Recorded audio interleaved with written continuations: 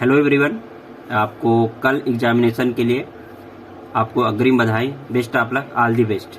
एक मैसेज मैं कहना चाहता हूं आप सभी से कि जो लोग एग्जामिनेशन से पहले नहीं पढ़े हैं, खासकर ये मैसेज उनके लिए होगा।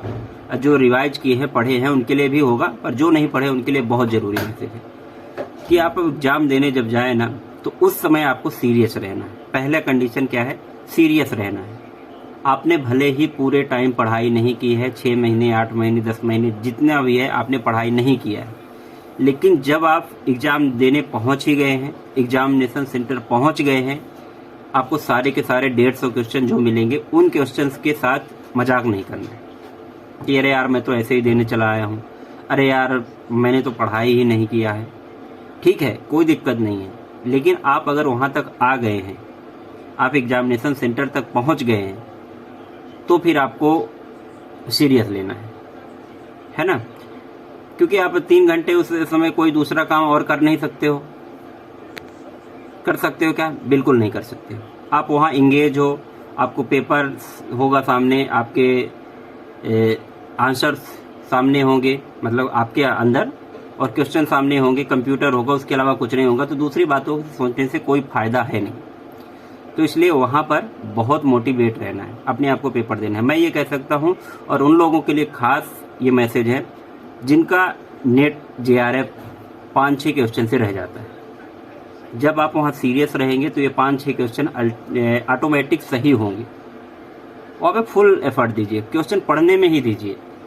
कभी कभी आपका टाइम से पहले एग्जामिनेशन हो जाता है, कोई दिक्कत नहीं, उसमें ऑप्शन रहता है कि कभी भी आप बदल सकते हैं। खाली टाइम में पढ़िए, है ना? ये इम्पोर्टेंट है, ये विशेष हमारा आपके लिए मैसेज है, ठीक है ना?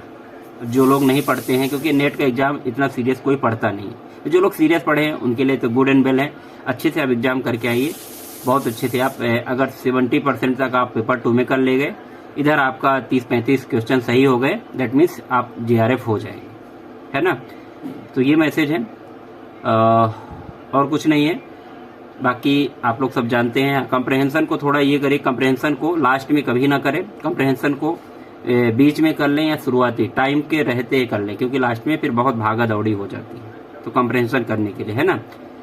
और कुछ नहीं है, मैथ, रीजनिंग सब कुछ इजी आता है, बहुत इजी पेपर आएगा। आपने बहुत पढ़ाई की है, नहीं भी की है तो आप कोई दिक्कत नहीं, केवल क्वालिफाई करना है, कोई मेरिट में नहीं आना है। ये ऐसा मान के एग्जामिनेशन देने चाहिए कि this is a qualifying exam, ठीक है ना? तो विश्वास बना के रखिए, कोई दिक्कत नहीं है। तो फिर से एक बार आप सभी के लिए good luck, all the best. अच्छे से एग्जाम दीजिएगा, फिर बताइएगा। और मैं ये बता रहा हूँ, वहाँ नींद आए तो अपने आप को जगाना है। 3 घंटे से पहले पेपर को सबमिट भी नहीं करना है, मैं ये कह रहा हूँ। 3 घंटे से पेपर कोई सबमिट करने से कोई फायदा है नहीं। तो इसलिए पूरा टाइम लीजिए। वहाँ सोने से, वहाँ बैठने से, वहाँ दूसरी चीज़ें सोचने से कोई फायदा नहीं। तब तक आप कुछ मत करिए, क्वेश्चन पढ़िए, दोबारा भी पढ़िए, तिबारा पढ़िए, लेकिन पढ़ते रहिए। वहाँ आप 100% दीजिए, ये मेरा कहने का मतलब है। तो आई होप ये मैसेज आपको क्लियर हो गया होगा, है ना?